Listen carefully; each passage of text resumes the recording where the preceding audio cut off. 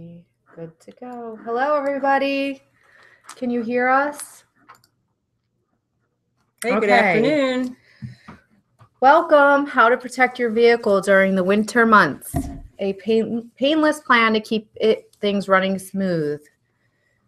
So it's Lori D. Pasquale and Cindy Rein-Zima here this afternoon. Yes, happy winter. It's finally cold here in the Northeast, so let's get your vehicles prepared. Again, it's my financial expert, Cindy Rein-Zima, President and CEO of Hamilton Horizons Credit Union, and myself, Lori, founder of TitleKeyCash.com and author of Girl's Guide to Car Buying. Yes, visit it online. Okay, so let's jump right in and start with our plan to be prepared. So first is your battery. It's one of the most important things because if you don't have that, then you're not getting anywhere. So have it tested. If you're going in for service, definitely have them test it to make sure it's strong and can hold a charge to get your car started throughout the winter cold months. You want to check for the CCA, which means cold cranking amps. And this is what can deliver to the battery.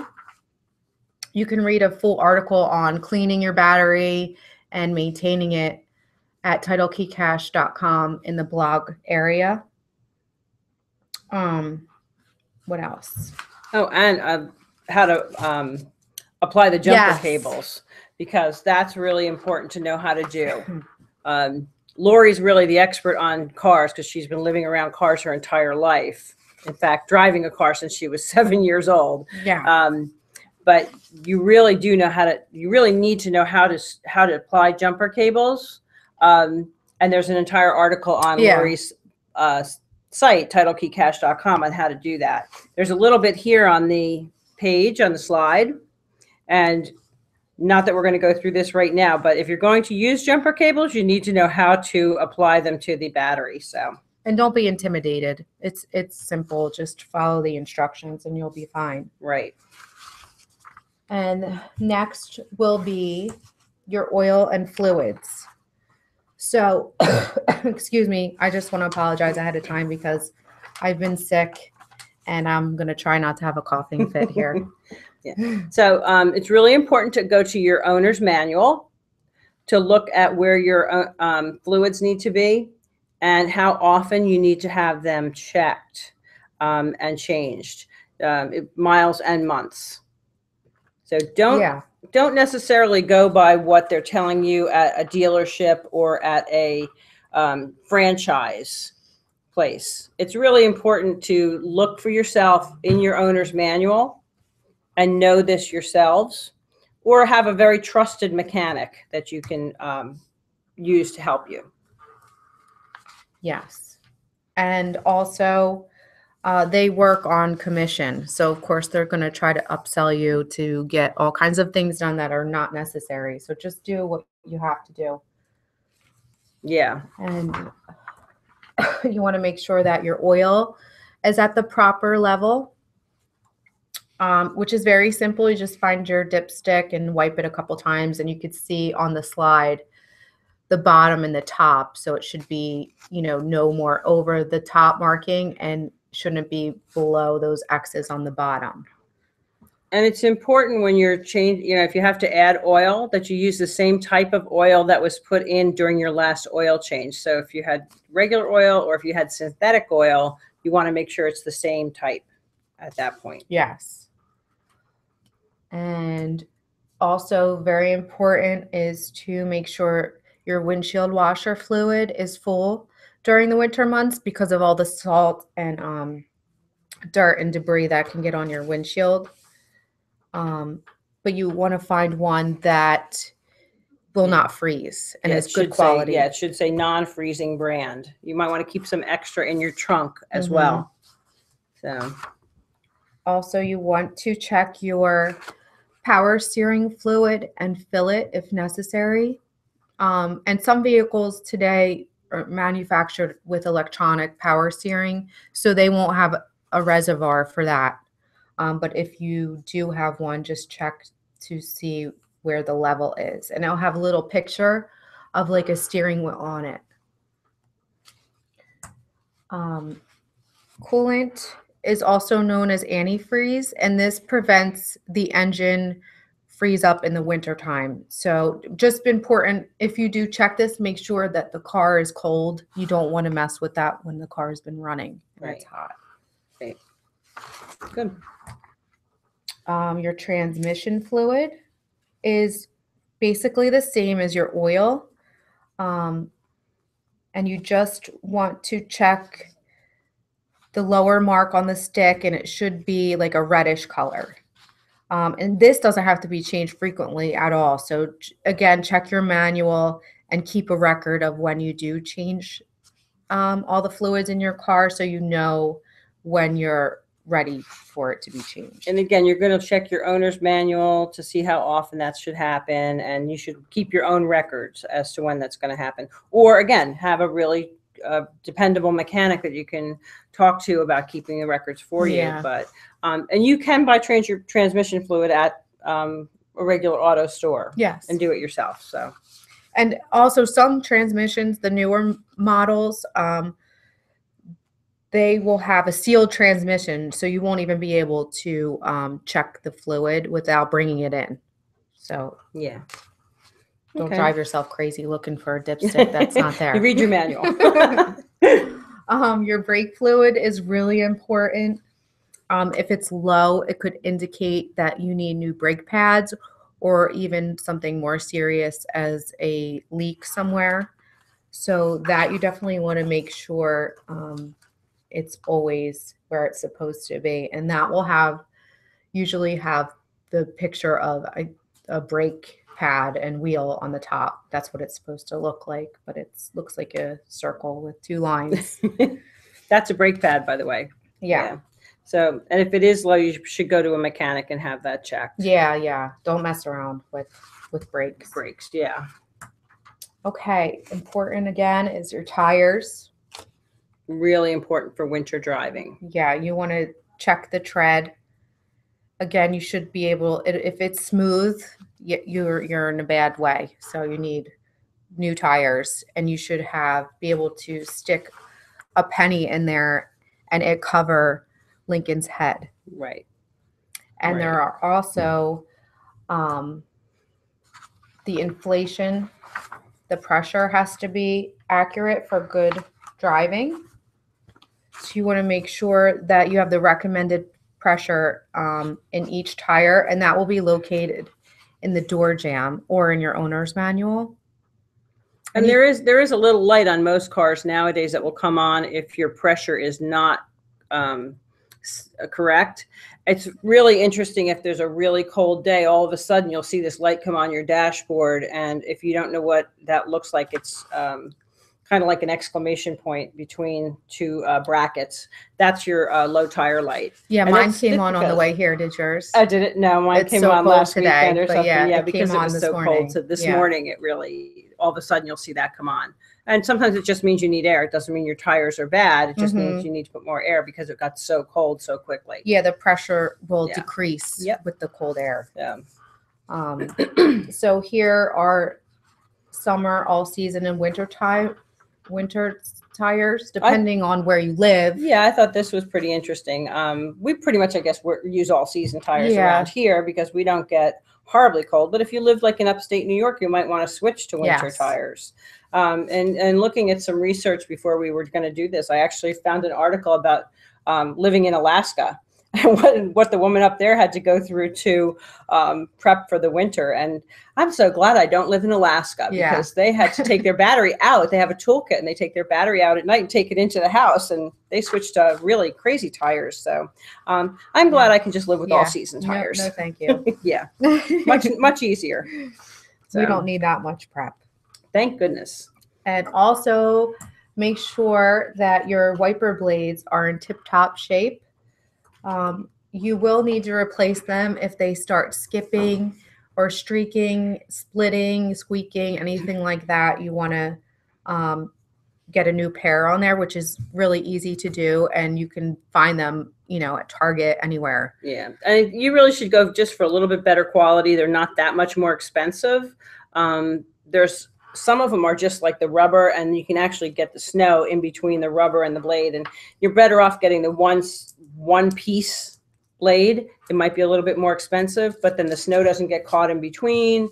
Might make sense to keep an extra set of wiper blades in the car, because sometimes your car, like if you leave the blades on accidentally and the snow packs in there and they try to move after the snow has come, it's going to break the blades. So you might want to keep an extra set of wiper blades in the car, and try to make sure you keep your wipers off when you turn the car off at night. Yeah. So pull them up. Yeah, if you know there's a storm coming. Yeah, we always do that here in the parking lot. You'll see everybody's wiper blades stuck up in the air. Can burn out the motor and just unnecessary things. Yeah. And your heater, which is very important as well. You want to make sure that the blowers are working as they're supposed to, and like the min and max is working properly, and the max airflow is coming out, and also that it's getting hot. Right. That's what you're going to be using to defrost the windshield. If you can't see out your windshield, you really shouldn't be driving. So no. And who wants to freeze all the way wherever they have to go as well? Oh, sorry. Yeah, I skipped that one. And the other thing is to make sure your rear defroster is working also. That's if you can't see out the back, not that you need that to drive, but you really do need your rear defroster to work as well. You should be checking that before the winter really gets into the... Yeah, and that could be, you know, a bunch of different issues with the heater. So it could be one thing, it could be another, it could be... So you really want to get that handled before it gets super cold. Right. All right. Your lights, hazards, and blinkers. People, please make sure you use your blinkers and that they work. I don't know about you, but it's probably one of the most annoying things to me. I think that dog won the ugly dog contest last year. So. Rightfully so. Right, right. So you want to grab a friend or a family member and go through all of your lights. I was behind someone last night who, when they stepped on the brakes, the reverse lights came on, and there's nothing more that will freak out the person behind you than when the reverse lights come on and you're at a stop sign or red light. Yeah, I had somebody the other day, and we were behind a cement truck, and it was like a Super Duty pickup, and he only had one brake light. Yeah. And you just need to make sure your brake lights are working. And more importantly, in the snow, because, when it starts to snowing or if it's icy out, you just need to make sure that your lights are working so other people can see what you're doing as well. That's really critical. And you want to check your headlights, your high beams, your hazards. Make sure that everything's working properly. And most of these are really cheap, quick, easy fixes. You can go to AutoZone or anything like that and get, a light bulb for a few dollars, and it literally will take you, 10 or 15 minutes to change it. And I will say, Lori is really, really comfortable doing these things because she's been around these things for a long time. I will tell you that a good mechanic is worth their weight in gold. I will put a plug in for a couple of good guys that I know that are mechanics: Chris Winter at Winter Auto Repair and Bob Fisher at A&B Automotive. If you want contact information for them, I can get it for you. Both of them have really good women that work for them. Their assistants, Lisa Scopus and Charlotte Williamson. I can tell you, I've used both of them. Yep, I've used both of them. I feel really comfortable that either one of them would be fine for using for service. They track your car for you and tell you when things are needed, and would be able to handle this for you too if you're not comfortable doing these things yourself. Yeah. I really want to learn to do some of these things myself, just so I know I can do it. Yeah. I can feel comfortable doing these things. I want to feel comfortable doing it. Sometimes it's easier to have somebody else that can really get in there and know what's in your car and how to do these things. I actually had Chris show me one day how to turn off one of my sensor lights. I had no idea how to do it. So he showed me how to do it. And this now I know. Prevents you from being taken advantage of. Also, even if you don't want to do it, but you know how to do it and you know what it costs. Right. But I mean, when you go to a dealership They don't make their money off the sales of cars. They make their money off of maintenance and service. Yep. That's where they make their money. So you really have to be careful because they're looking to make money off of you. They make a commission off of selling more things. And I happen to know people. I know a guy that worked for a dealership and had to leave that dealership because he did not, in good conscience, he couldn't in good conscience stay there when he was told to upsell a brake job to somebody who didn't need a brake job. It was something really simple, $120 job, and he was told to sell an $800 brake job to somebody. You don't need to go to the dealer to get a good brake job. You can go to a good mechanic, and there's a lot of them around as long as you find the right ones. So I just, that's my. And good ones will want to show you like, hey, look at this. This is not good. This is not right. This is why we're going to do this. Ask for them to explain things to you, and then this way you get a better idea and understanding of things. And then you know to do that they're not trying to scam you because they're showing you exactly what needs to be done. They'll show you the parts. They'll say, look at this. This is what happened. And I always feel comfortable, like, especially working with like Chris and Bob, who have women working with them that can explain these things, who really understand it as well. So it really does help. It really maybe we'll give them a little plug on our Facebook. We'll link up with we'll put their cards up there so you guys can see their contact information if you're interested in contacting them. And if you have any other questions, you can just reach out to Cindy or I, through Messenger, however it's easiest. Yeah, our contact information is up here, so you can always call us or email us. So we did have a couple of other things, right? Yes. Okay. Yes, another one. Clean off your car. Oh boy, was that crazy. That was crazy last weekend. It wasn't quite that crazy, but as you're driving down the road and people didn't bother to clean their cars off. And as it heated up on Monday, all of a sudden you're driving down the road and some truck is going along and there's like pieces of snow falling off and you're going to cause an accident in the car behind you. So please clean your car off. And the scary thing is I think this is an actual picture of someone driving like that. I don't doubt it. Yeah. So don't doubt it. Don't be that guy. Yeah. Or the person who's going out and like they have a 8-inch hole that they're looking in between their windshield and trying to see out that 8-inch hole. They're not really able to drive like that. No, so it's very dangerous. Yeah. Get up the extra 10 minutes and handle clean the your car off, warm it up. Keep your gas tank at least half full because you don't know when you're going to get stuck in traffic or if you're going to get stuck somewhere. Plus, if you want to get out there and start it and let it run and heat up and all that, you were not going to run out of gas before you leave the house. And also, I suggest getting a professional detail at least once during the winter season, if not before the kickoff. This way, it'll have a nice protective coat on there to, protect the paint and all of the outside stuff from the salt and gravel and all the nasty stuff from winter. Yeah, I've already got salt on my car. I've got to get it over to the car wash and make sure that's done. So car washes and take care of it. This way it'll last you, longer and look nice. Yeah. And you probably should keep some kind of a winter safety kit appropriate for your area in the car. We were talking about this in our area. It's not crazy. So jumper cables would be a good idea. Gloves, hat, blanket, maybe a folding shovel. People say maybe a little bit of kitty litter. If you get stuck, you can sprinkle it on the snow or sand. That's a good idea. Yeah. Flashlight, maybe a non-perishable snack, some water.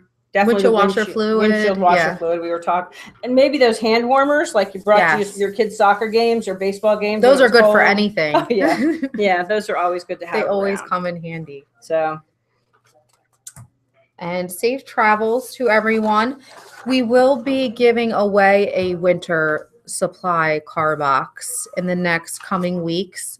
We'll send a little note on Facebook, and you can enter to win it. It has all kinds of fun goodies and safety stuff in it for everybody.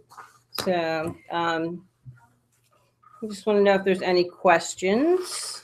If you take your car to a again, checking your brakes. If you take your car to the mechanic, what's going to happen is they're going to check your brakes. You should be taking your car to the mechanic on a regular basis. And one of the things that we always do with our budget seminars, you should be putting money away each month for maintenance, depending on the miles on your car. And we talk about this. If it's a brand new car, you should still be putting like $25 a month away towards maintenance on your car, just for oil changes and things like that. But as your miles go up, you should be putting more money away. So that's just one of our hints that we do. Yeah. So. And then this way, if you have anything comes up, you have the money there. Right. To take care of it, and you don't have to worry about charging it. So,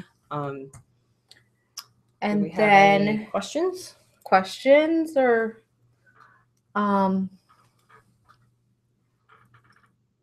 do we have any questions? I guess everyone is prepared. What happens if your vehicle ends up needing like something majorly done and you still have an outstanding loan and they don't want to fix the car or something like that? What are their options? Well, honestly, depends on whether they have value in the car.